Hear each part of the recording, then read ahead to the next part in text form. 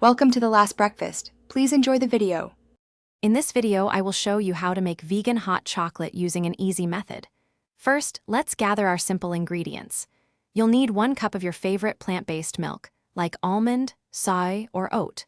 Also, grab 2 tablespoons of unsweetened cocoa powder and 1 to 2 tablespoons of your preferred sweetener, such as maple syrup or agave nectar. These basic components are all you need for a delightful, dairy-free treat.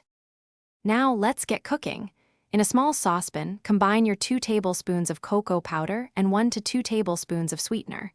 Whisk them together thoroughly. Next, add just a splash, about 2 tablespoons, of your plant milk to create a smooth paste. This prevents lumps. Then, gradually pour in the remaining plant milk, stirring continuously until everything is well combined. Place the saucepan over medium heat. Keep stirring your hot chocolate as it warms up. You want to gently simmer it for about 2 to 3 minutes, ensuring it's heated through but not boiling. Constant stirring is key to prevent any scorching on the bottom of the pan and to achieve a wonderfully smooth texture. For an extra layer of flavor, add a tiny pinch of salt and perhaps a 1/4 teaspoon of vanilla extract.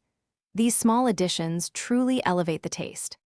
Your delicious vegan hot chocolate is now ready to enjoy. Carefully pour the warm, rich beverage into your favorite mug. For a special touch, you can top it with some vegan whipped cream or a sprinkle of dairy-free chocolate shavings. This easy method allows you to create a comforting and satisfying drink in less than 10 minutes, perfect for any time you crave a sweet, warm treat. Enjoy every sip. Thanks for watching. If this was helpful, leave a like and consider subscribing. See you next time.